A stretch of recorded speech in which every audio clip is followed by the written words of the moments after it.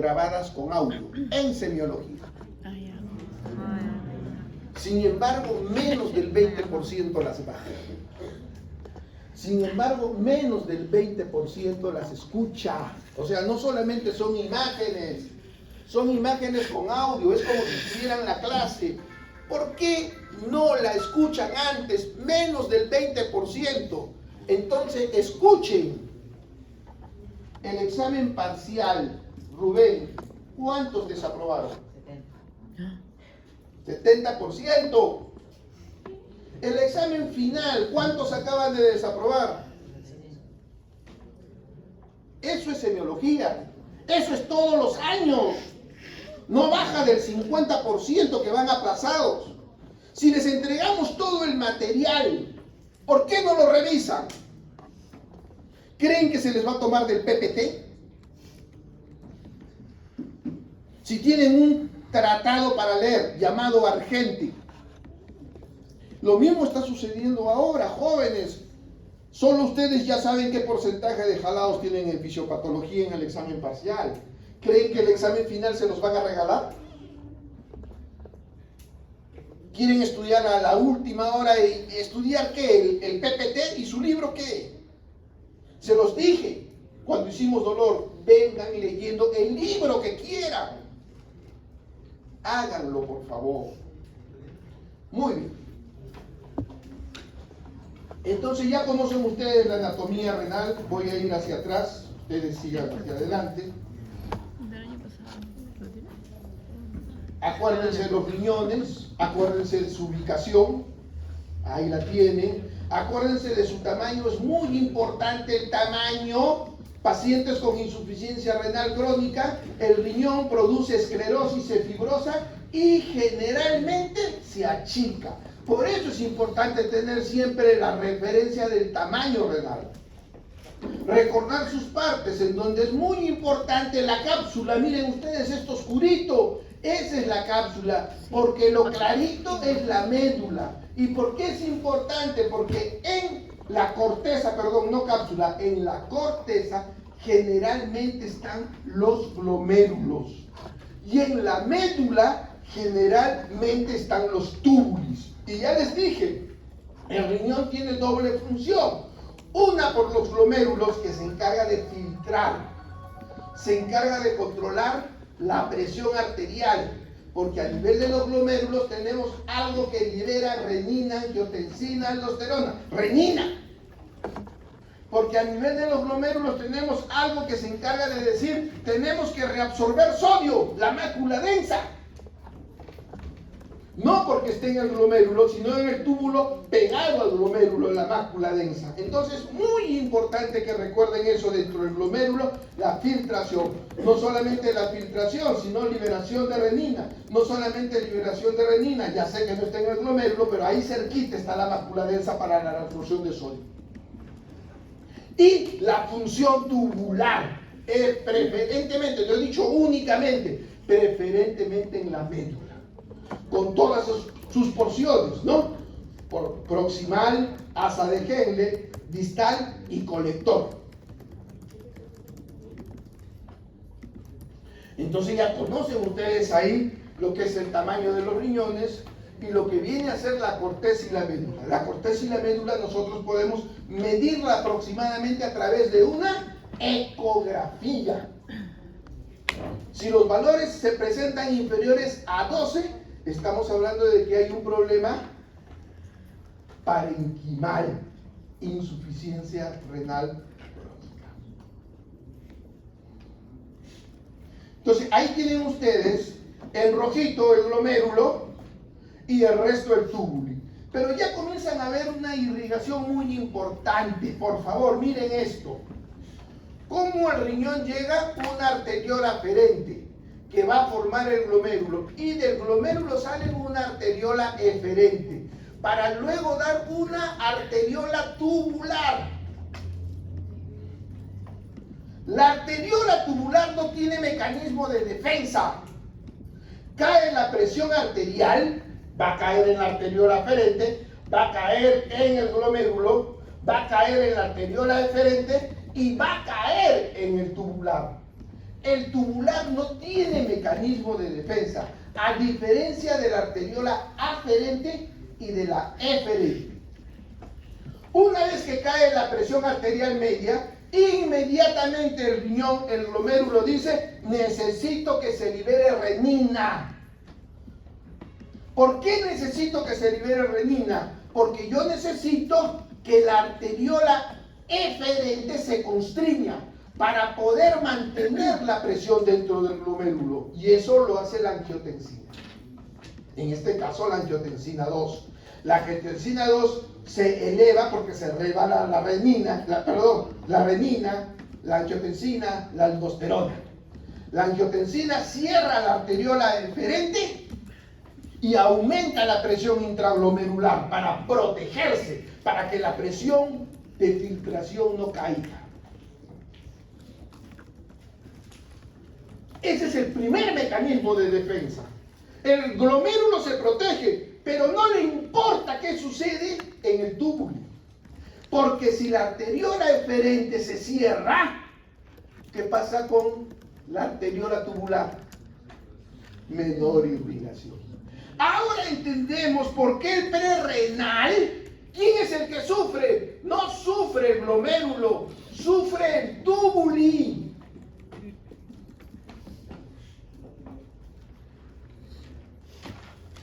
Y no solamente se eleva la angiotensina como respuesta. Si cae la presión, ¿cuál es el principal mecanismo de defensa? Se activa el simpático. ¿Y qué hace el simpático? Vasoconstricción. Cierra la arteriola aferente. ¿Qué pasa si se cierra la arteriola aferente? ¿Qué pasa si la resistencia aumenta? ¿Qué pasa con la presión arterial? Sube. Es el mecanismo de defensa del riñón. No le importa qué pase con el túbuli. Eso es un daño colateral. Yo protejo mi filtración. Así nos hizo Tatito Lindo. ¿Y por qué? Porque el glomérulo dañado difícilmente se regenera. En cambio, el túbuli dañado fácilmente se regenera, como vamos a ver dentro de un rato. Por eso es que Tatito Lindo dice: flujo glomerular, cuídenlo. Flujo cerebral, cuídenlo. Y crea su propio sistema de defensa. Entonces, muy importante. Después de la arteriola tubular, se generan las venas. Venas tubulares, como ven ustedes ahí, que rápidamente va a ir a formar las venas renal izquierda, vena renal derecha. Entonces, muy importante recordar nuestra anatomía. Todo eso lo aprendieron. Ya aprendieron lo que acabamos de conversar sobre la arteriola aferente. Miren las fibras nerviosas que van a hacer que se libere inmediatamente renina ante cualquier caída de presión arterial. Cae la presión arterial media e inmediatamente se libera renina. Hablábamos de la mácula densa. Está en el túbulo contorneado distal, pero cercano al glomérulo. Cae el sodio, inmediatamente se libera la mácula densa, ya saben ustedes, para generar aldosterona y permitir la reabsorción.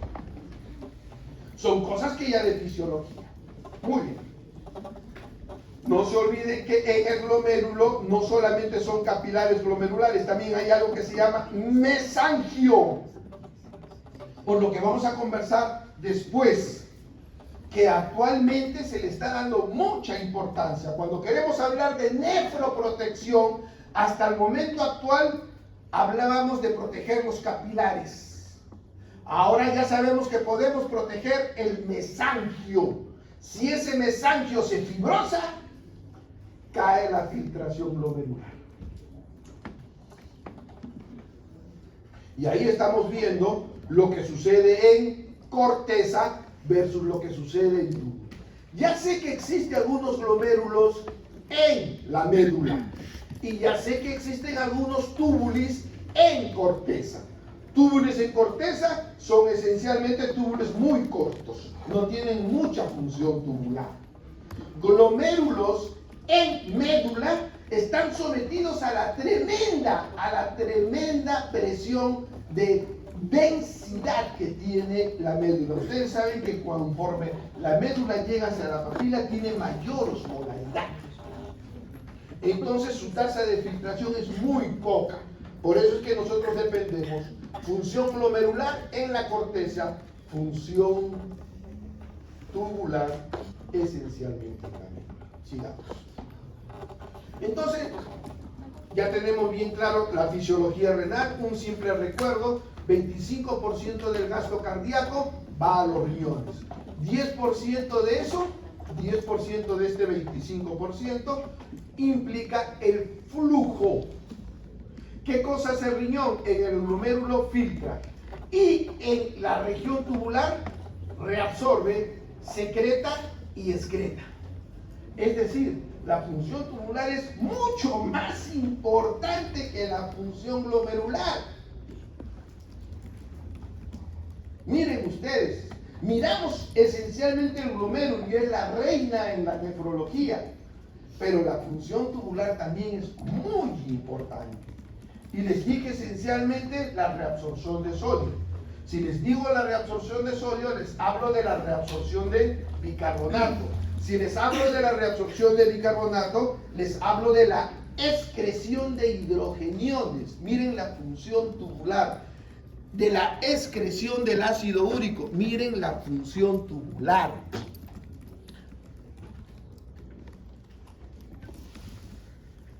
Entonces ya hemos hablado de lo que hay en la corteza y acabamos de hablar de la función de la médula.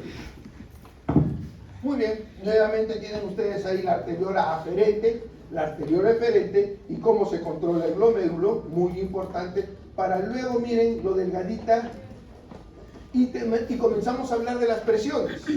Entonces tenemos ahí las presiones capilares, las presiones en la cápsula de Bowman, el flujo, la filtración glomerular, miren, es de 125 centímetros por minuto. Estamos hablando casi 90 litros. ¿Y orinamos cuánto? Apenas 1,5 litros.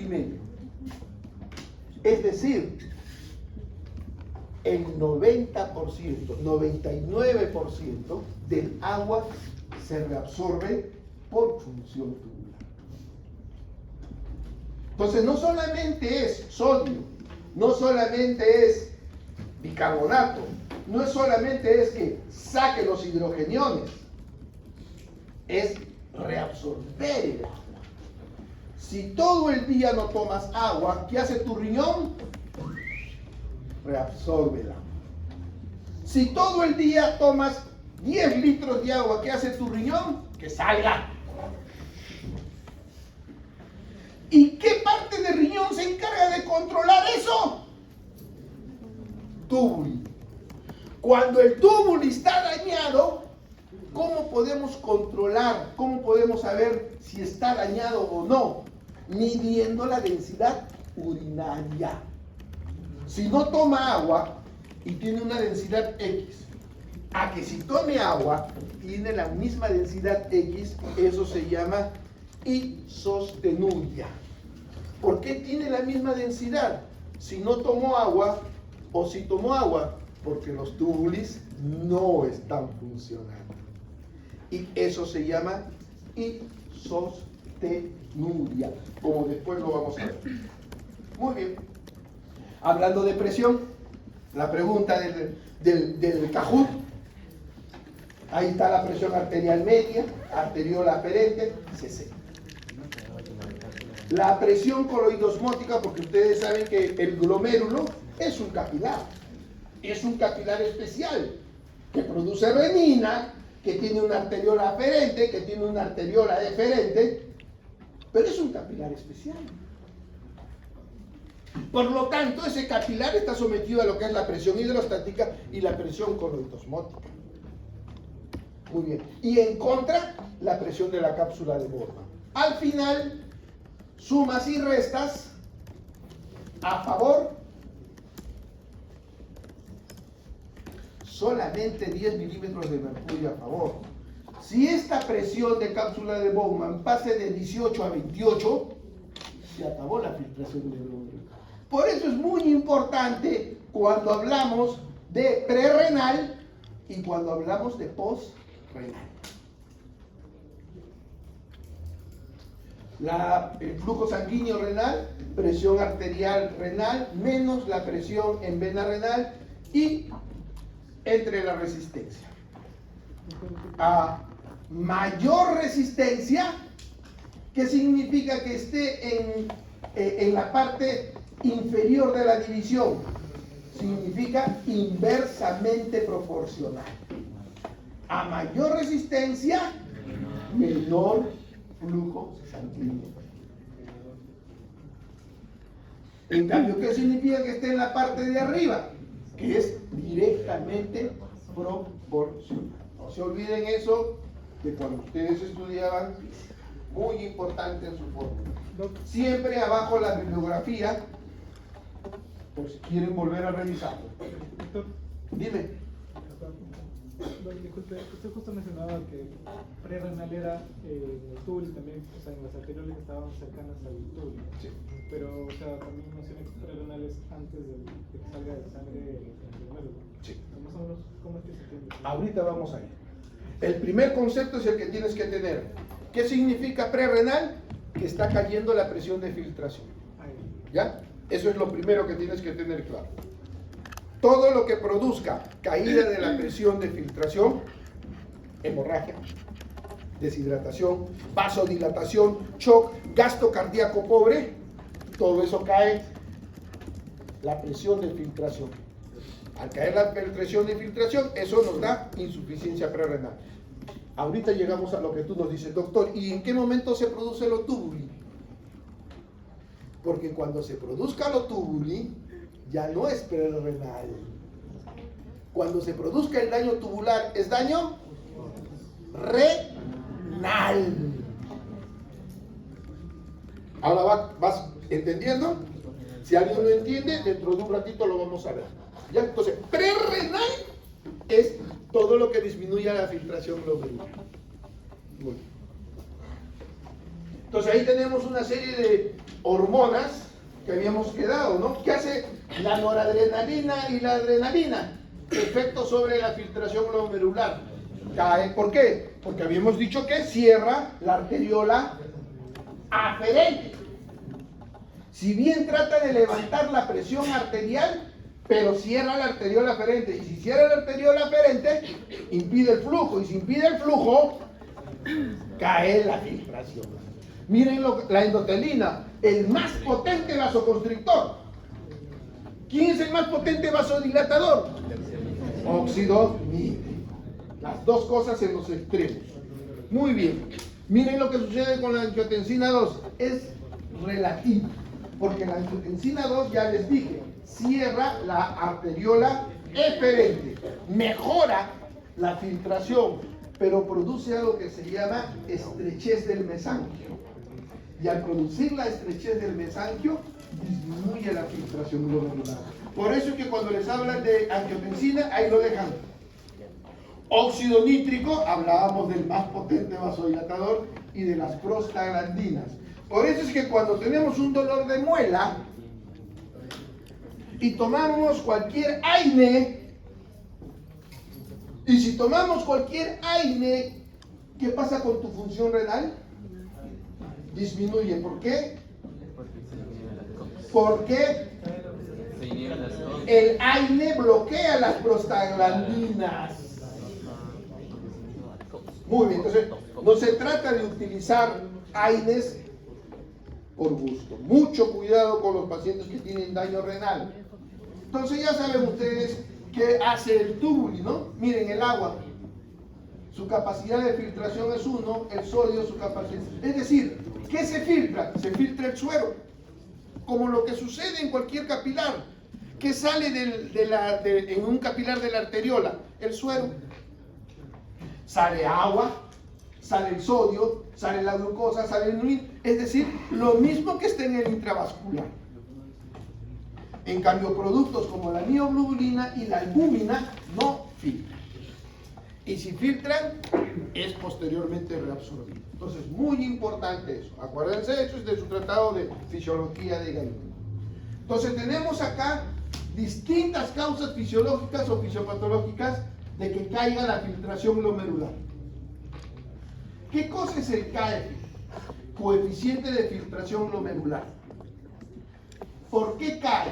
Nefropatía, diabetes mellitus, hipertensión, envejecimiento, es decir, por daño glomerular. Si se produce daño glomerular, cae la filtración. Ya vamos a aprender que todo esto significa no contracción del mesanquio, sino dilatación del mesanquio y fibrosis del mesanquio. Miren lo que sucede con la presión de ¿qué? Acá, la presión hidrostática en la cápsula de Bowman. Aumenta la presión, esta es la de Bowman. ¿Qué cosa es? Presión hidrostática, perdón, ¿dónde está? Capilar glomerular, perdón, gracias. Entonces, disminuye la filtración, esa es cápsula de Bowman. Obstrucción de la vía urinaria. Aumenta la presión en la cápsula de Bowman, cae la filtración glomerular. Vámonos al flujo sanguíneo renal. Aumenta la resistencia, cae, por ejemplo, flujo sanguíneo renal, aumento en las proteínas plasmáticas. Esta es la presión oncótica. Ahora sí, presión glomerular. Cae la presión glomerular, cae la filtración. Ya sea porque tenemos una arteriola aferente, ya sea porque tenemos una arteriola eferente. Y miren ustedes en qué momento cae y sube, que es lo que hemos conversado. ¿De dónde es esto? De su tratado de Gall. No les estoy diciendo nada que no hayan aprendido y hayan aprobado fisiología. Esta es la parte más difícil. Esa es la parte horrible de la nefrología. Toda la función tubular. ¿Qué pasa con el agua? ¿Qué pasa con el sodio, con el cloro, con el potasio, los iones hidrogeniones? ¿Qué pasa con el calcio, con el magnesio, con la glucosa, con la urea, con el bicarbonato y con los fosfatos? Esa es la parte horrible que nadie, estoy seguro, la aprendió cuando hicieron fisiología. Porque como es letra tan chiquita, ¿qué pasa con el agua? Sitio de reabsorción, tubo contorneado proximal, 65%. 20% en grasa de Henle, 8 a 15% en el tubo colector. Así es como tenemos que leer esa imagen. Entonces viene la pregunta, ¿cuál es el principal sitio de reabsorción del agua? Qué fácil es cuando la cosa nos la pintan bonito. Porque si nos presentan en cuadro así, ni ganas de leerla tenemos.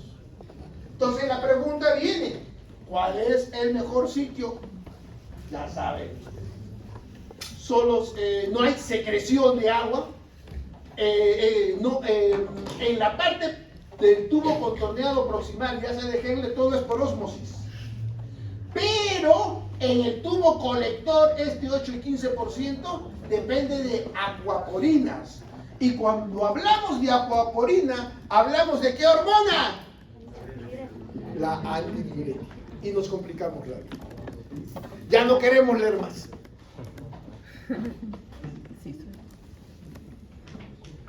Entonces, es así como tenemos que aprender la función tubular. Relevancia clínica, diabetes insípida y SIJA, si es que está alterada las acuaporinas. Miren lo que sucede acá con el bicarbonato. ¿Dónde se reabsorbe la gran parte del bicarbonato? ¿Y por qué es importante que se reabsorba? Porque nosotros constantemente estamos liberando hidrogeniones. ¿Cuál es la principal fuente de liberación de hidrogeniones? Las proteínas que comemos y que consumimos. Constantemente estamos liberando hidrogeniones. ¿Y quién se encarga de compensar esos hidrogeniones? Dos cosas: CO2 y riñón. ¿Cómo controla los hidrogeniones el riñón?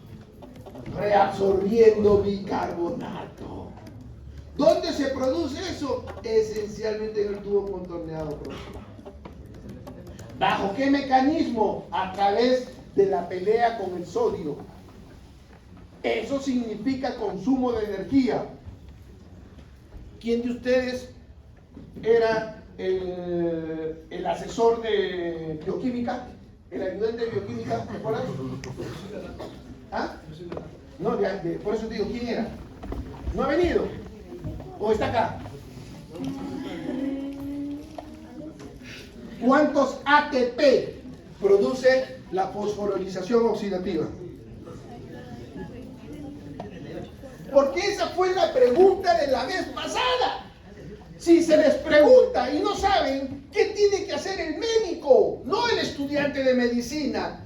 Ir y buscar. Esa es su obligación como médicos. Cuando viene el paciente y me dice, doctor, vengo de España y me están dando una aquaporina. ¡Ah, su macho! ¿Y eso qué es? Señora, no se preocupe un ratito, mi Google. Porque es imposible ahora saberlo todo, pero tenemos que buscar respuestas. Para eso tenemos colegio médico, es decir, tenemos carnet de agente 007 con licencia para matar. Entonces me imagino que te quedaste con el bicho de la vez pasada. Me imagino que fuiste a tu libro de bioquímica, Leninger, a buscar cuántos ATP salen de la oxidación fosforilativa. Y ahora sí, dime cuántos ATP. No busqué, doctor.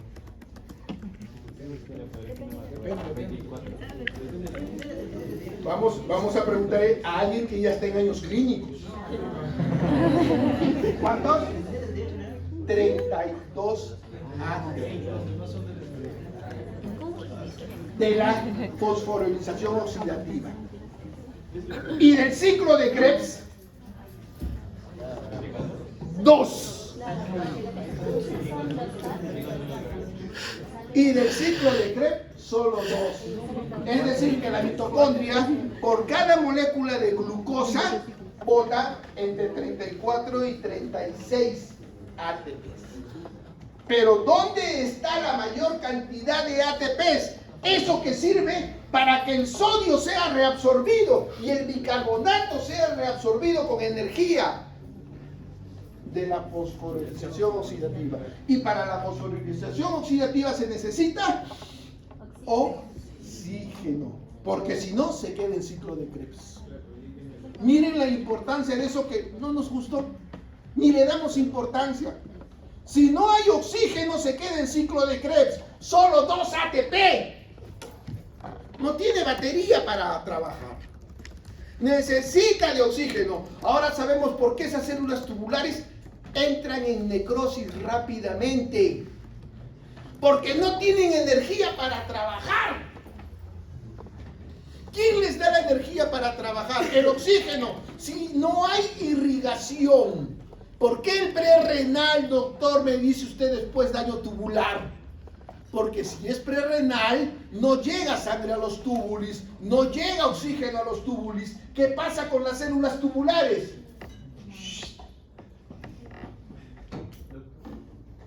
¿Pregunta? Eso sería una alcalosis respiratoria, ¿verdad? ¿Cómo? O en una alcalosis respiratoria. Esa pregunta la vas a hacer al doctor la próxima semana. Es otro cantar cuando me hablas de alcalosis respiratoria. ¿Influye la alcalosis respiratoria en la reabsorción de sodio? Esa respuesta la tendrás la próxima semana. En parte sí, pero mucho más la cirrosis. Bueno, entonces así es como tenemos que leer este cuadro, por favor. Demórense en la casa. Ustedes van a tener el PDF, esto está en el PDF. Entonces yo tengo que saber las funciones renales, las funciones tubulares para entender la insuficiencia renal crónica. La insuficiencia renal aguda no tanto, pero sí la insuficiencia renal crónica. Entonces tengo que tener presente todas sus funciones. Ya sabemos entonces cómo comenzar a leer. Bicarbonato mantiene el equilibrio ácido-básico. Nunca se olviden, el equilibrio ácido-básico se mantiene o por riñón, bicarbonato, o por pulmón, CO2. Eso es un resumen que siempre tienen que tenerlo presente. Muy bien, y así sucesivamente. Miren los hidrogeniones. Los hidrogeniones esencialmente no se reabsorben, se secretan. Sitio de secreción, porque tienes que botar hidrogeniones, estás constantemente formando hidrogeniones. El bicarbonato no te sirve, el CO2 no te sirve, sigues formando hidrogeniones, los tienes que botar. ¿Dónde los voy a botar? Ahí está. ¿Y qué sirve para botar? También transportadores. También consumo de energía. Si no hay consumo de energía, no puedo botar hidrogeniones. Entonces esos hidrogeniones se quedan. Miren todas las causas de acidosis por problema renal. No puedo botar hidrogeniones. No puedo reabsorber bicarbonato. Pobrecito. Para colmo, se filtra. Los fosfatos se filtran. Pero como no está filtrando, los fosfatos están quedando y están generando más hidrogeniones. Muy bien. Y ahí tenemos distintas hormonas, al igual que hablábamos de renina, angiotensina, que trabajaban sobre la filtración, distintas hormonas que pueden trabajar sobre el tubulín. Miren ustedes, en donde la más importante es la aldosterona, tubo contorneado distal y conducto colector. ¿Qué hace? Reabsorción esencialmente de sodio, cloro, un poquito de agua, bota potasio en eso, mientras reabsorbo sodio, boto. Entonces no se olviden eso. También al botar potasio, secreción de hidrogeniones. A diferencia de la angiotensina 2, la hormona antidiurética ya hemos hablado que es esencialmente acuaporina, por eso solamente es agua, no tiene nada que ver ni con sodio ni con potasio, esencialmente es agua. Péptido natriurético auricular, reabsorción de cloruro de sodio, hormona paratiroidea, reabsorción de fosfatos, aumento de la reabsorción de... Entonces ya tenemos hormonas a nivel de glomérulo, pero también hormonas a nivel de función tubular. Muy bien. Hablando de funciones del riñón, regulan el equilibrio, eliminan productos nitrogenados. Ya saben que los carbohidratos y los lípidos son eliminados como CO2. ¿Y el CO2 quién lo bota? ¿Qué? ¿El CO2 quién lo bota? ¿Y por qué no lo dicen fuerte? Ah, ya. Tuve la suerte de entrar a estudiar medicina y vivir frente al hospital en Arequipa. Y por esas ganas, siempre paraba en emergencia y siempre me encantaba subir a los grandes rounds. Entro al gran round de traumatología. Me paro en la puerta y pasa el jefe. Buenos días. Pasa el jefe, voltea y me dice, ¡usted, fuera! Así trataban antes. Y algunos todavía, como el doctor Acosta. ¡Fuera! Tuve que salir. Pero era picón. Siempre he sido jugador de fútbol, he sido back. O pasa la pelota o pasa el jugador, nunca los dos. Abajo no, es arriba, el cuello. Me acerco al profesor y le digo, doctor, disculpe usted, ¿por qué me botó del salón? No me dijo porque estaba mal de la garganta, no. Me dijo, los hombres saludan como hombres y las niñas, con el debido respeto, no soy feminista, soy del siglo pasado, un poco machista. Y las niñas saludan como niñas, con eso me dijo todo. Entonces, por favor, carbohidratos y lípidos son eliminados por el CO2. ¿Quién elimina el CO2? Muy bien, los pulmones. En cambio, las proteínas, riñones y carne. Entonces, es muy importante siempre, por ejemplo, el paciente que tiene fibrosis pulmonar y por lo tanto tiene que eliminar CO2. ¿Qué comida no puede banquetearse? ¿Qué comida es rica en carbohidratos? Pizza, fideos, papas. No puede darse ese comida. Porque sus tallarines, su pizza, su papa, va a dar ¿qué cosa? CO2. Y si tiene fibrosis pulmonar, ¿cómo la bota? Miren qué simple que es. Muy bien, sigamos para adelante. Y la creatinina que viene de los músculos. Bueno, entonces, esto ya conocemos, el equilibrio ácido-básico, pero hormonal. Sistema renina, angiotensina, aldosterona, eritropoyetina y vitamina D. Nunca lo olviden. El paciente que tiene daño renal no solamente va a tener todo este problema, sino que también va a tener renina, angiotensina, aldosterona, hipertensión, sino también va a tener falta de eritropoyetina, ¿qué cosa? Anemia y problema de vitamina D activa, por lo tanto, osteodistrofia renal. ¿Y qué otra cosa han aprendido hace poco?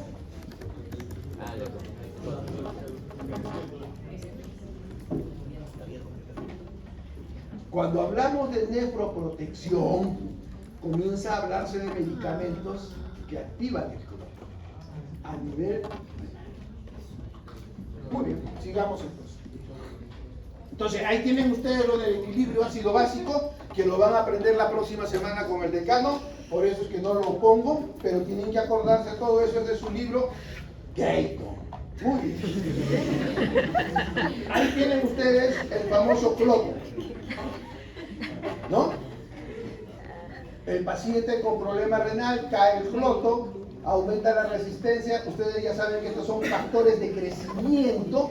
Aumentan estos factores de crecimiento, fibrosis renal, inflamación, disfunción endotelial. En total, miren ustedes, envejecimiento prematuro, apoptosis, osteoporosis y progresión de la enfermedad renal crónica. Ahora, toda la investigación está a este nivel. Y no es chamullo, búsquenlo, ya saben dónde. No es 2025, o sea, no te estoy trayendo una literatura de ahora. Comenzaron a investigarlo desde el 2010, esto es del 2016. Doctor, disculpe. Aquí, una consulta. En la anterior imagen decía mayor PP y menor PO. PO es presión de oxígeno. Presión. Y PP, presión De perfusión. Ah, ok, gracias. Ahora sí, lesión renal aguda. Terminamos anatomía, fisiología, ahora ya están expeditos para entender falla renal. Hablar de lesión, hablar de falla renal aguda es hablar de prerrenal, renal y posrenal. Entonces empecemos, ya la cosa queda clara. Entonces la lesión renal aguda es un síndrome caracterizado por un descenso rápido, horas o días, menos de 7 días. Y sostenido, la caída de la tasa de filtrado glomerular. ¿Cuál es el principal medio para ver función renal? Dijimos, tasa glomerular, filtración glomerular. La caída brusca de la filtración glomerular en menos de 7 días nos da insuficiencia renal aguda. Muy bien, entonces ya la cosa queda clara. ¿Qué provoca eso? Esencialmente una elevación de los nitrógenos, de los cuerpos nitrogenados, dentro de eso la urea, azoemia, niveles elevados de sangre normalmente excretados por los riñones y de creatinina, urea, creatinina. Filtración baja, urea, creatinina elevada y puede haber o no puede haber volumen urinario. En la definición no está volumen urinario. Es decir, ese chip del siglo pasado, en donde insuficiencia renal significa oliguria, es una gran mentira. En la definición no encuentran volumen urinario. Cuidado, la definición está bien clara. Primero, filtración. Segundo, urea y creatinina. Van a ver que en los parámetros también hay un rango de diuresis disminuida, pero no es lo más importante, porque hay insuficiencias renales a gasto bajo con oligoanuria y hay insuficiencias renales a gasto elevado, incluso con poliuria. Entonces la cosa ya queda más o menos simpática, porque ahí no aparece volumen urinario. La definición más aceptada es aumento de la creatinina o en segundo lugar. Muy bien. Doctor, Escucho. disculpe, justamente usted en la parte de arriba estaba mencionando sobre la nitrógeno y la proteína, pero en la Solo creatinina. ¿Por qué es más sensible que la urea? La creatinina esencialmente se eleva por problema renal. La urea, una hemorragia digestiva, sin compromiso renal, puede elevar la urea. La urea no es específico de renal. Una deshidratación sin compromiso renal puede elevar la urea. Por eso es que existe algo que se llama relación urea-creatinina 20:1. Cuando esa relación se eleva, ya vamos a ver. No es muy específica. Cuando ambos se elevan, manteniendo la relación 20:1, ahí sí, métanse a la piscina, esto es renal. Por eso es que ven más creatinina. Entonces miren ustedes, el 60% del daño de insuficiencia renal generalmente es prerrenal. ¿Qué cosa hemos dicho de prerrenal? Disminución de la perfusión. A eso se puede acompañar estenosis renal o hipotensión renal. Vámonos al problema intrarrenal, 35%, daño directo al riñón. Entonces tenemos problema glomerular, problema vascular, problema intersticial, pero problema tubular también. ¿Cuál es la principal causa de problema tubular? ¿Qué preguntabas tú? ¿Por qué, doctor, si hablamos prerrenal, usted nos habla ahora de tubular? Porque cuando el problema prerrenal es continuo y es mayúsculo, ¿quién se daña? No se daña el glomérulo. A pesar de ser prerrenal, no se daña el glomérulo. Se daña primeramente el túbulo. Cae la filtración y al caer la filtración, y esto es grave, rápidamente el túbulo comienza a alterarse. Y a eso se conoce como necrosis tubular. Cuando el prerrenal se convierte en renal. Existen otras causas de tubulopatía, las tóxicas, medicamentos, pigmentos, como ahorita vamos a ver. Pero ya la cosa queda clara, qué cosa es prerrenal, qué cosa es renal o intra, y por último, posrenal, que es la menos común. Muy bien. Ahora sí, tenemos las causas. Causas de prerrenal, miren ustedes. Causas de intrarrenal. Les hablaba de la necrosis tubular aguda. ¿Cuál es la principal causa de necrosis tubular aguda? Hemos dicho, prerrenal. ¿Existen otras causas prerrenales, de necrosis tubular? Isquemia renal prolongada, exposición a fármacos, obstrucción intraductal, nefropatía aguda, glomerulonefritis. Y posrenal, ahí las tienen. Obstrucción ureteral bilateral o obstrucción de la salida vesical, como por ejemplo la próstata. Entonces la cosa queda clara ya. ¿Alguien tiene alguna duda? Cualquier cosa interrumpen. Y ahí lo tienen, ¿no? Prerrenal, renal y posrenal. Sigamos. Señor Isasi, no se duerma. Entonces, busca usted la fisiopatología en el famoso POC y es mucho más largo, ¿no? Prerrenal puede ser por deshidratación o hipovolemia. Puede ser por bajo gasto cardíaco. Puede ser por síndrome hepatorrenal. O puede ser por disminución de la resistencia periférica, una vasodilatación en un choque anafiláctico. ¿Qué cosa es el síndrome hepatorrenal? El riñón sufre porque el hígado está alterado, cirrosis hepática. No puede metabolizar distintas sustancias vasoactivas y se genera una dilatación del territorio mesenterico.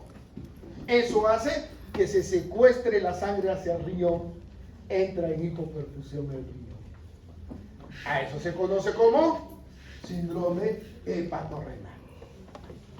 Entonces ahí tienen ustedes ya las causas bien determinadas. Puede haber, acá ahora, este es ira renal. Vámonos a la ira renal. Todo esto es ira renal. 1. Túbulo intersticial, donde la primera causa es necrosis tubular. Hay tóxicos exógenos, hay tóxicos endógenos como mioglobina, como uratos, el famoso síndrome de lisis tumoral, nefritis intersticial inmunológica, fármacos, autoinmune, glomerular, miren todas las glomerulonefritis, incluso las vasculitis. Y por último las vasculares del glomérulo, y ahí las tienen. Para al último entrar a las obstructivas. Entonces, esto es unas causas mucho más detalladas. Doctor, todo eso tengo que grabármelo, sí. Pero no creo que sea difícil. ¿Qué cosa tengo que grabar? Acordarme siempre que estas son las obstructivas. Acordarme siempre que estas son las prerrenales. Si no es prerrenal y no es obstructiva, ¿qué cosa es? Renal. Entonces tengo que acordarme todo el resto. Si tengo la memoria privilegiada de algunos maestros, que no soy yo, tengo memoria de elefante, por eso que siempre tengo que tener mi cuadernito, mi celular, mi tablet, porque no tengo esas memorias brillantes de mis maestros. Todo el resto yo ya sé que es renal. Muy bien. Causas de entonces ya tenemos la lesión renal aguda, causas de prerrenal, lo mismo, causas de aguda prerrenal, y hemos conversado que esencialmente la hipovolemia real o una disminución. Si la hipoperfusión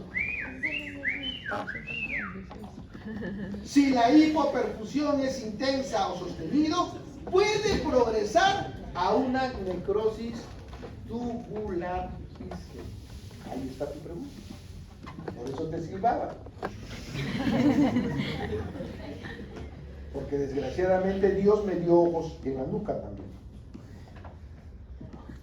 Es como cuando llega tu mamá, llegas a la casa y tu mamá te dice, tú has hecho eso.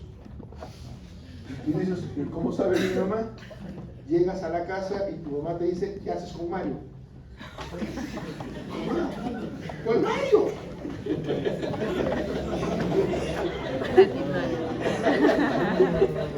Entonces, ahí tenemos como la hipoxia va a generar lesión microvascular endotelial. Estamos hablando del prerrenal, estamos hablando de la hipovolemia, y la hipovolemia comienza a generar una hipoxia. Hipoxia a nivel de la lesión microvascular endotelial, hipoxia a nivel de la lesión tubular, que ya hemos conversado hasta el cansancio que se necesita. La hipoxia, necesitamos energía para la reabsorción de sodio. Si cae la presión de perfusión, se presenta hipoxia, miren ustedes todo lo que se genera. Especialmente túbulo. Si la isquemia es marcada, también se altera el glomérulo.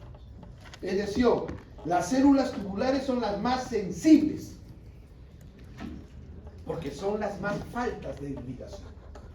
Pero si el problema de irrigación es mayúsculo, también se alteran las células glomerulares. Entonces tenemos dos cuadros clínicos. Un cuadro clínico llamado de necrosis tubular, necrosis medular, y uno llamado de necrosis córtico-medular. En el primero se altera el túbulo, en el segundo se altera el glomérulo, se necrosa el glomérulo y también se necrosa el túbulo. Generalmente, en el 90% de los casos, solo es medular, es decir, tubular. Y vamos a ver que eso se genera, se regenera. En cambio, cuando tenemos córtico-medular, el glomérulo se fibrosa. Y ese paciente pasa a transcurrir 3 meses de daño, y eso significa ya insuficiencia renal. Muy bien. Entonces tenemos nuevamente la lesión prerrenal, pero ahora ya lesión renal aguda prerrenal. Si la hipoperfusión es intensa y sostenida, ya saben que se va hacia la necrosis tubular. Y ahí tienen ustedes entonces nuevamente la fisiopatología a través de la hipoxia. Bien, flujo sanguíneo. Inmediatamente después de una lesión isquémica, el flujo sanguíneo renal total se reduce. Pero son más llamativos los déficits regionales a nivel de la corteza. Miren ustedes, esto es corteza y esto es médula. Una vez que se instala la necrosis tubular, ¿cómo cae? ¿Cómo cae la irrigación de la región medular? De 56% a 16%. Es decir, la región medular, la región de la médula ósea, es la más agregada. Si la falta de irrigación es mayúscula, también caerá la corteza. ¿Y por qué, doctor, sube de 11% a 125%? Porque acá está el flujo sanguíneo que se está quedando acá, porque no se está irrigando la médula, y si cae el glomérulo, tampoco se está irrigando el glomérulo. Entonces, ¿dónde se está quedando la sangre? Lesión aguda intrínseca, la causa renal. Entonces, algunas causas de lesión renal aguda, ya hemos dicho que esencialmente, miren ustedes, lesión de vasos pequeños, lesión de epitelio tubular llamado necrosis tubular y lesión intersticial renal. Ya hemos conversado que la más común es la necrosis tubular, esa debido a problema prerrenal. Muy bien. En algunos casos es importante la lesión renal aguda como la sepsis. La sepsis, el shock séptico, shock que se caracteriza no por vasoconstricción, sino por vasodilatación. Eso hace que la presión caiga más. Puede producir simultáneamente anomalías prerrenales, que es lógico pensar, si el shock se presenta va a tener un problema prerrenal, pero también hay lesiones intrarrenales a nivel del endotelio y del túbulo, producto del daño del shock. Ya saben ustedes cómo en el shock se liberan una serie especialmente de radicales libres. Muy bien. ¿Dónde estás, Pedro? Hemos pasado esto. La insuficiencia renal aguda intrarrenal se genera entonces por alteración del flujo de la salida de orina proveniente de los glomérulos, proveniente de los túbulis, de los vasos, del intersticio, principalmente por problema intrarrenal como consecuencia del ira prerrenal. ¿Ya? Entonces, nuevamente, ¿qué sucede en el prerrenal? Se produce isquemia, se necrosa los túbulis y los túbulis comienzan a tapar. Si se tapa, ¿cómo quieren ustedes que la orina progrese?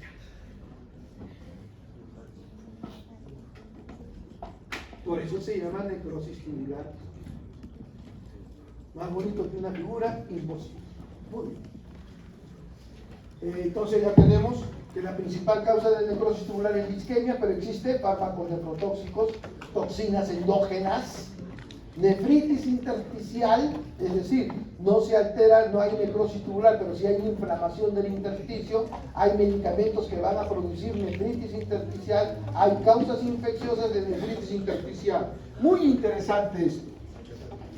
Conocemos la pielonefritis. Los invito, porque ustedes todavía no han aprobado patología con Robbins, ¿no? O ya, más o menos. En cambio, tú ya has aprobado patología con Robbins. ¿Dónde se estudia la pielonefritis en el libro de Robbins? Se estudia en la nefritis intersticial. La pielonefritis es una infección del intersticio renal.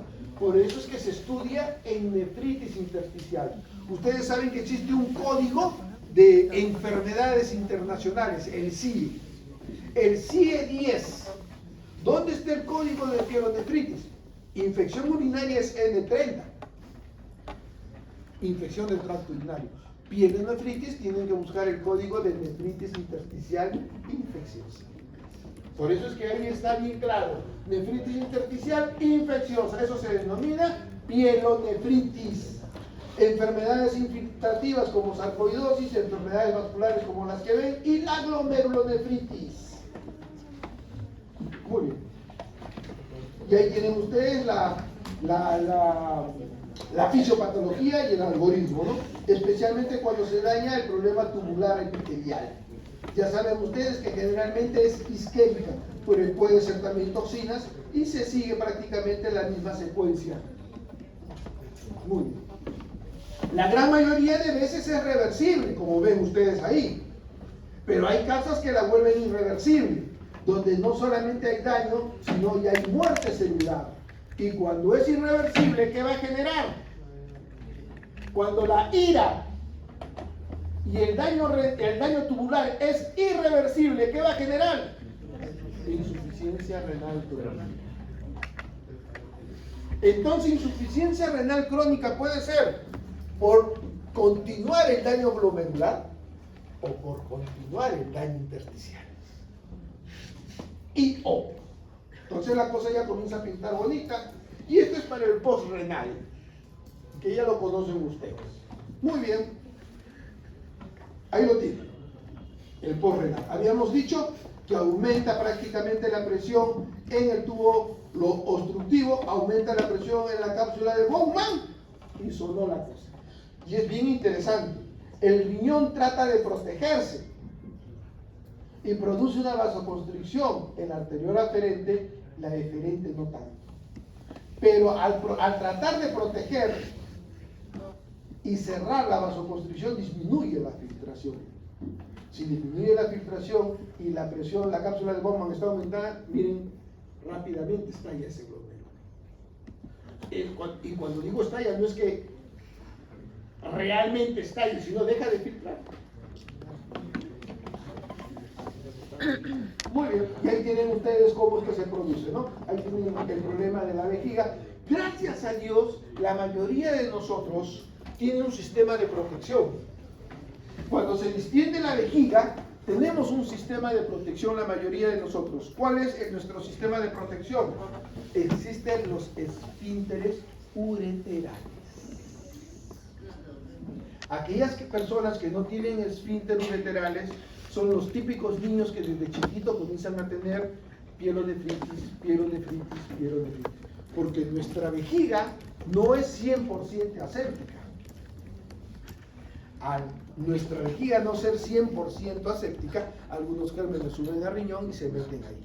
Y es pielonefritis y pielonefritis. Entonces, la mayoría de nosotros tenemos nuestro sistema de protección porque los uréteres tienen un sistema de esfínter e impiden inicialmente que la orina ascienda.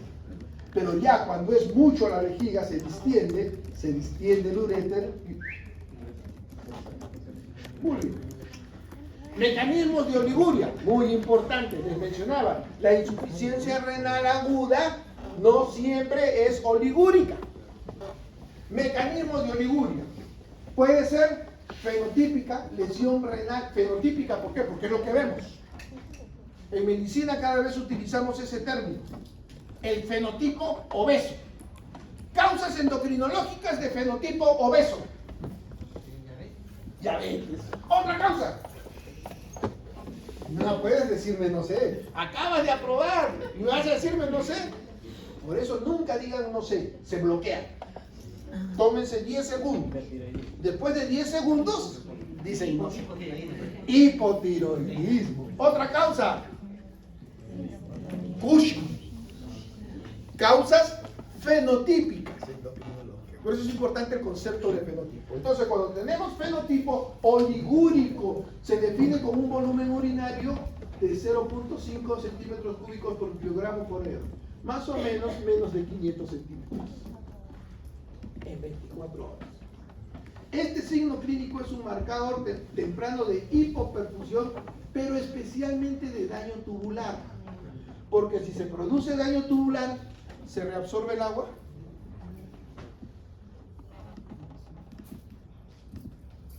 Y se asocia a un mayor riesgo de acumulación de toxinas y nitrógeno. La detección rápida de oliguria permite iniciar medidas de soporte hemodinâmico.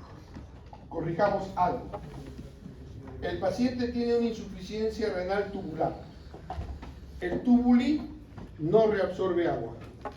Entonces el paciente orina. Tienes una insuficiencia renal aguda tubular, pero el paciente está orinando. ¿Cuándo es que tenemos esencialmente oliguria?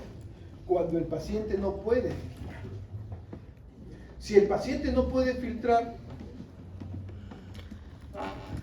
¿qué orina se va a formar? Cuando tenemos insuficiencia renal aguda de causa glomerular, se presenta una característica típica, el síndrome nefrítico. ¿Qué cosa es el síndrome nefrítico? El paciente edematizado con oligo, también hematuria e hipertensión arterial. Entonces, cuando tenemos daño glomerular nefrítico, ese paciente oligúrico. Pero si tenemos daño tubular, ese paciente puede orinar.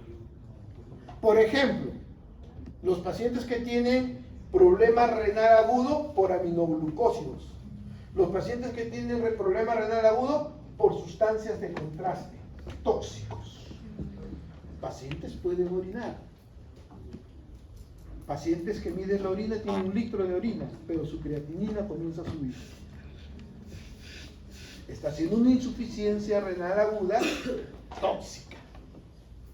Doctor, pero usted nos dice tubular y nos dice poliuria, o mejor dicho, no oliguria. La causa más común de problema tubular hemos dicho que es prerrenal. Y el prerrenal es esencialmente disminución de la filtración.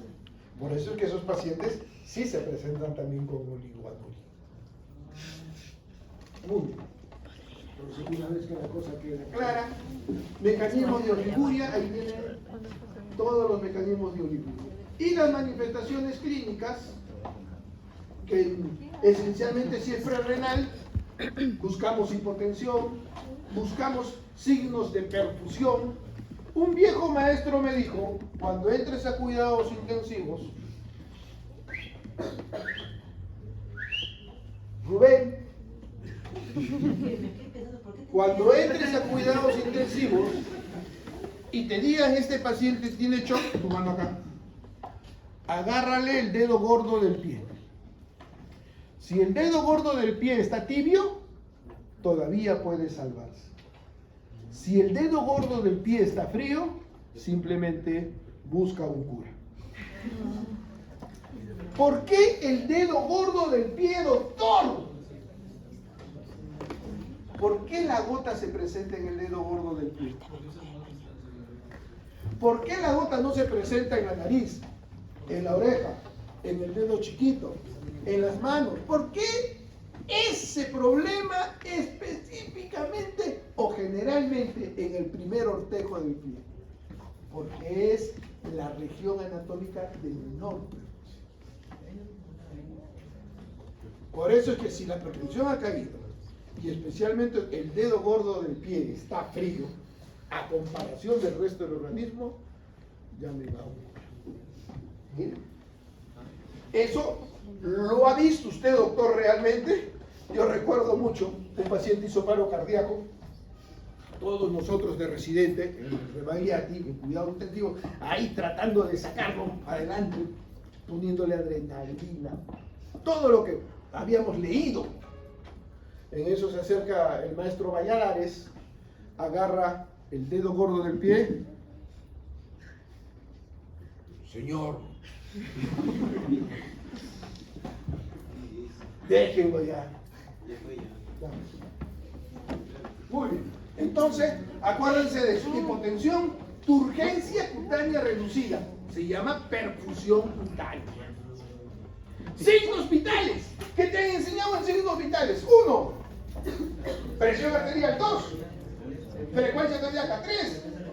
4. 10 segundos. Saturación de oxígeno. Nos enseñó el COVID. Y 5. Perfusión. Agarren su dedito y vean cuánto tiempo se demora en ponerse rojo. Muy bien. Entonces, ya saben los síntomas, signos de sobrecarga de líquidos en cuanto a retención, para hablar de las oligúricas, signos de uremia en los casos avanzados, ahí tienen los síntomas de uremia, y signos de obstrucción en el caso de que sea post. Muy bien. ¿Cómo? ¿Por qué tiene qué? Tercer ruido cardíaco.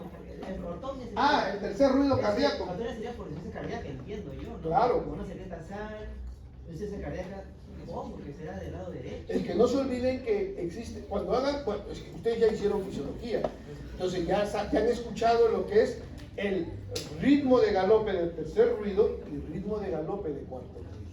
El de tercer ruido es de sobrecarga, Es muy turboso. de volumen. Sí, por eso. El cuarto ruido es de resistencia. Uy, por eso, todo eso tiene escrito ahí. Quería razonar. Entonces ya tienen ustedes lo que es sus análisis del prerrenal, del intrínseco y del postrenal para el diagnóstico. Muy bien, corramos. Esto es lo que ya aprendieron en fisiología. Y la prerrenal, hablando del FENA, si es prerrenal, el túbulo todavía está funcionando y por eso es que el sodio en orina es bajo. A diferencia del que ya tiene lesión, el sodio en orina se pierde y por eso el FENA es alto. La osmolaridad es al revés. Si el sodio en orina se está absorbiendo, hay poco sodio en orina y por lo tanto la densidad es alta. Y al revés, si se está perdiendo, la densidad es baja. Entonces siempre tener eso. Muy bien. Por último, las clasificaciones de insuficiencia renal aguda, lo que se denomina KIN y lo que se denomina RIFLE. RIFLE es una clasificación del siglo pasado, pero que a mí me gusta sostener.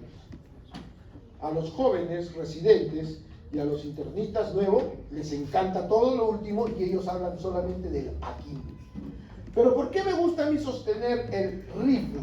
1, 2, 3 es riesgo, injuria y falla. Si ustedes se dan cuenta, es muy similar. En cambio, ¿qué significa L y E? Cuando la insuficiencia renal aguda es más de 3 meses, entramos a la E. Ya es daño terminal. Cuando es entre 1 mes y 3 meses y todavía la creatinina está elevada, y todavía la urea está elevada, y todavía ese riñón no se recupera, hablamos de L o LOS. Por eso es que a mí me encanta siempre tener presente el RIFLE. En los hospitales ya no manejamos solamente este AKIN. A los hospitales llegan los pacientes graves. Yo trabajo en el hospital de La Paz. Llegan ya los pacientes muy lesionados. Un grupo de pacientes entra a L y otro muy pequeño, pero de todas maneras entra a terminal. Por eso es que yo siempre a mis residentes les pido que no abandonen la clasificación. Entonces tienen ustedes ahí la clasificación CADIGO, que es la que actualmente se está manejando. Dentro de un rato les voy a presentar la clasificación CADIGO del 2025. La clasificación CADIGO, que es como la del RIFLE, R, riesgo, I, injuria, L, lesión, que es como la 1, 2, 3 de la KIN. Ahora tenemos 1, 2, 3, CADIGO, que es similar. Muy bien, algoritmo diagnósticos no les corresponde, lo tienen en el PDF para que puedan instruirse. Y medicamentos que pueden producir nefrotoxicidad. Miren los distintos sitios de los medicamentos que pueden producir nefrotoxicidad. Nefrotoxicidad, glomerulopatía. Los distintos sitios donde los medicamentos dicen primum non nocere. Entonces, si le estamos dando AINES, busquen dónde se produce daño. Muy bien. Y ahí tenemos la evolución de lo que sucede. ¿Qué pasa cuando el paciente prerrenal se convierte en renal? Hay isquemia de las células tubulares, hay lesión y por lo tanto hay necrosis. Las 3 etapas de la clasificación RIFLE, de la clasificación AKIN o de la clasificación CADIGO. Entonces, cuando tenemos nosotros esta necrosis, aproximadamente entre 7 y 10 días comienza la recuperación de las células tubulares. Comienza la reparación entre 6 y 10 días, que puede durar entre 15 y 20 días. El viejito, no le pidan que se recupere en 10 días. No le pidan que se recupere en 20 días. Pero si pasa un mes, ¡a caramba! Ya estamos hablando de la clasificación RIFLE, la L. Y si pasa 3 meses, ya saben que entró a insuficiencia renal crónica.